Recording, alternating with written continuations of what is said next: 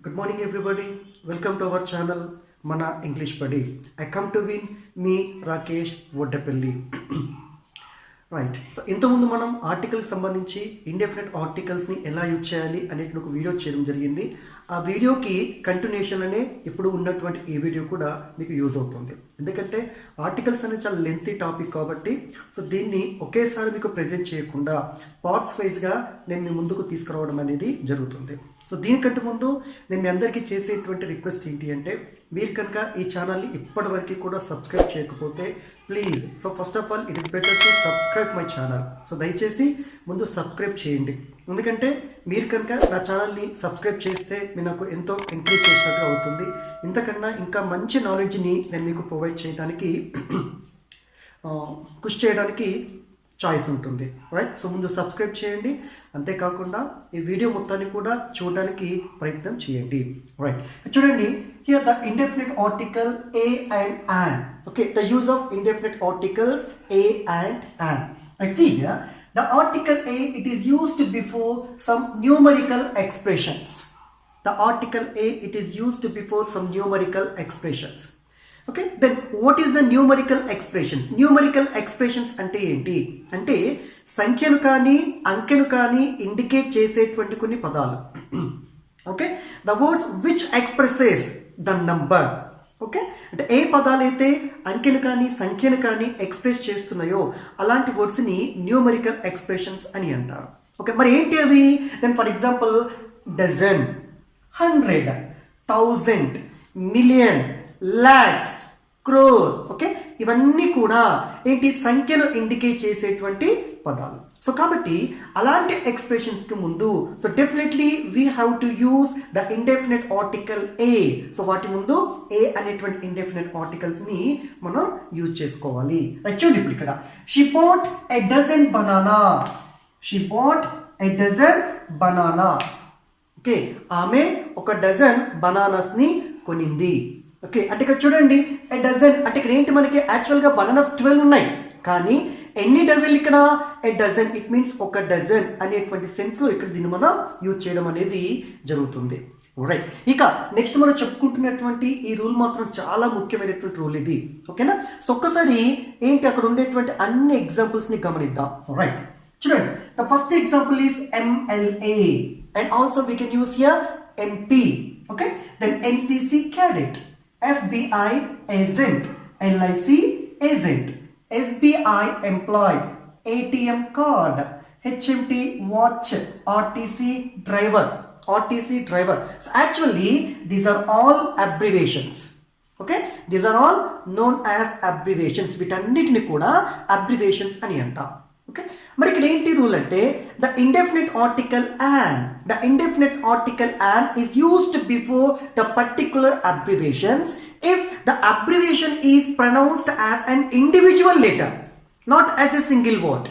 Okay, అంటే ఇక్కడ ఏం చెప్తున్నామంటే, ద ఆర్టికల్ and అనేటువంటి ఆర్టికల్ని కొన్ని అబ్రివేషన్స్కి ముందు మనం యూజ్ చేయడం అనేది జరుగుతుంది. మరి ఏంటి అబ్రివేషన్స్ అంటే, if the abbreviation is pronounced as an individual letter but not as a single word. అంటే ఆ అబ్రివేషన్ అనేది ఒక సింగిల్ వర్డ్గా కాకుండా ఒక ఇండివిజువల్ లెటర్గా ప్రొనౌన్స్ చేయబడితే, అంటే ఎలా? ఇప్పుడు చూడండి, MLA అంటే ఇక్కడ అబ్రివేషన్లో ఉండేటువంటి ప్రతి లెటర్ని, ఇండివిజువల్ లెటర్ని మనం స్పష్టంగా ప్రొనౌన్స్ చేస్తున్నాం. MLA, NCC cadet, FBI agent, LIC agent, SBI employee, ATM card, HMT watch, RTC driver, then like that. Okay, ఆ విధంగా కనుక ఒక అబ్రివేషన్ని మనం ప్రొనౌన్స్ చేస్తే, so definitely we have use, okay, definitely we have to use the indefinite article and before them. అలాంటి అబ్రివేషన్స్కి ముందు and అనేటువంటి indefinite ఆర్టికల్ని compulsory use చేయాలి. చూడండి, ఇప్పుడు ఇక్కడ ఎలా వస్తుంది మనకి? And MLA, and MP, and NCC cadet, and NSS volunteer, and FBI agent, and LIC agent. Then similarly an SBI employee, and ATM card, and HMT watch, and RTC driver, like that. So this is the most important one. Okay, then look at the some more abbreviations here. And ikkada inkoka manaku abbreviations unnayi ikkada chudandi. ఇక్కడ SARC and NASA. SARC country and NASA scientist. Of course, these are also abbreviations, but the pronunciation is different.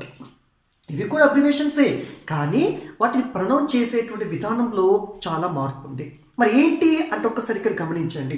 Right, see here, this abbreviation is pronounced as a single word but not as an individual letter. ఇక్కడ సార్క్ అనేటువంటి ఈ abbreviation అనేది ఒక single వర్డ్గా pronounce చేస్తున్నాం, but individual letters ఇక్కడ చెప్పట్లేదు. ఏ విధంగా SAARC అలా చెప్పట్లేదు. దెన్ నాసా అని అంటున్నాం, కానీ NASA అని ఇక్కడ మనం ప్రొనౌన్స్ చేస్తున్నామా?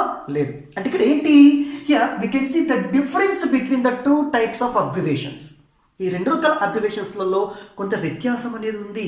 ఓకే, మరి ఈ అబ్రివేషన్ ఏంటంటే, if any abbreviation it is pronounced as a single word we use the article A before them. చూసారా, అంటే ఏదైనా ఒక అబ్రివేషన్ కనుక ఒక సింగిల్ వర్డ్గా ప్రొనౌన్స్ చేయబడితే అలాంటి అబ్రివేషన్స్కి ముందు A అనేటువంటి ఆర్టికల్ని మనం యూజ్ చేసుకోవాలి.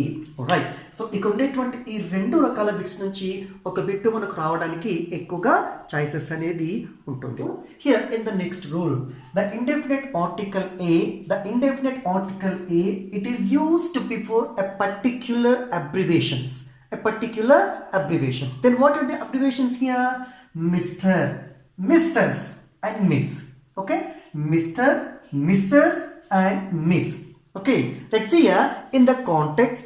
Okay, in the context when the person is strangers to us, or if the person introduced the first time in that context.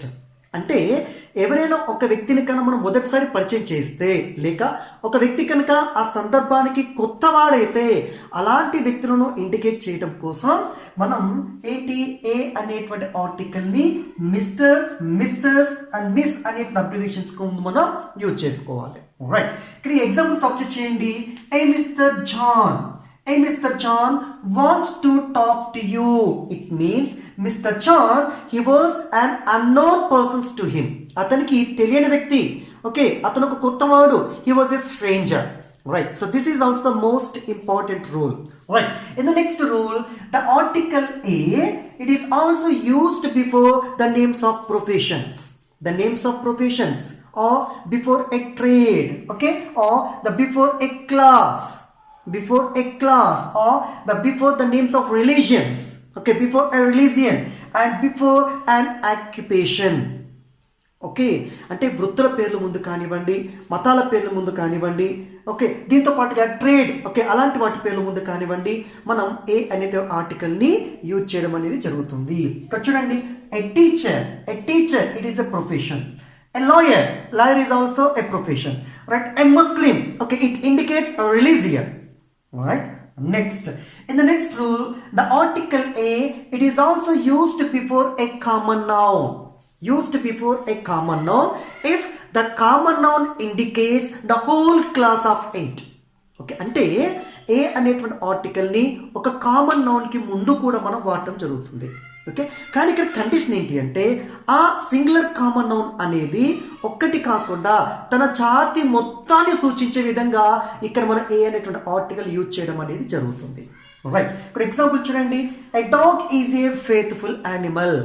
మరి ఎ డాగ్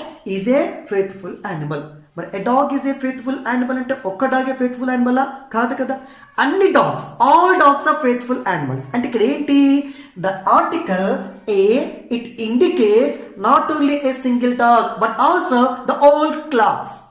తన జాతి మొత్తాన్ని కూడా ఇండికేట్ చేస్తుంది. సో అలాంటి సందర్భంలో మనం ఇండెఫినిట్ ఆర్టికల్ అనేటువంటి ఏని యూజ్ చేయడం జరుగుతుంది. ఒక్కసారి గమనించండి.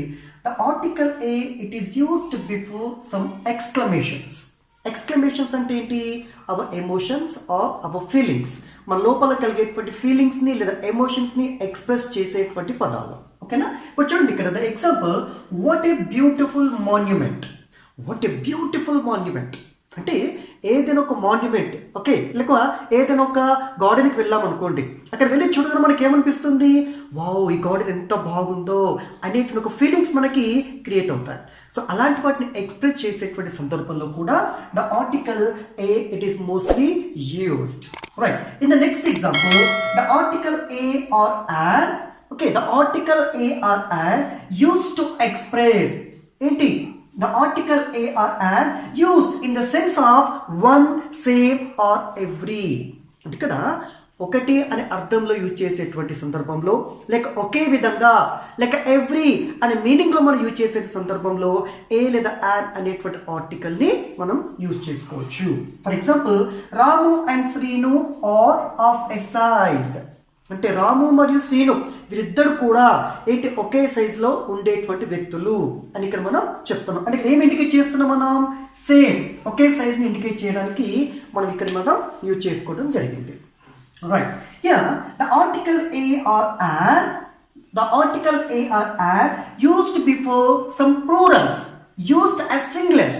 అంటే చూడడానికి మనకు plurals లా కనబడతాయి, కానీ వాటిని ఎప్పటికీ కూడా సింగులర్స్ కానీ యూజ్ చేస్తారు. మరి ఏంటవి చూడండి, ఇక్కడ బ్యారాక్స్ అండ్ ఆల్సో ఇన్నింగ్స్. ఈ వర్డ్ మనకి బాగా తెలుసు, ఇన్నింగ్స్ అనేటువంటి వర్డ్. ఎట్లా తెలుసు మనకి, క్రికెట్లో ఎక్కువగా చూస్తూ ఉంటాం. First innings, second innings, third innings, fourth innings and ఈ విధంగా మనం చూస్తూ ఉంటాం. Okay, but here these two words appears as plurals. చూడటానికి ప్లూరల్స్ లా కనబడతాయి, కానీ అవి ప్లూరల్స్ కాదు. ఓకే, వాటి సింగులర్స్ కానీ మనం యూజ్ చేయడం అనేది జరుగుతుంది. సో బిఫోర్ దెమ్, వాటి ముందు కూడా the indefinite article a or an to be used. వాటి ముందు కూడా ఇండెఫినిట్ ఆర్టికల్స్ని మనం యూజ్ చేయడం అనేది జరుగుతుంది. ఇక చివరిగా మనం చూస్తే, the article a or an use to expressing price, speed or ratio.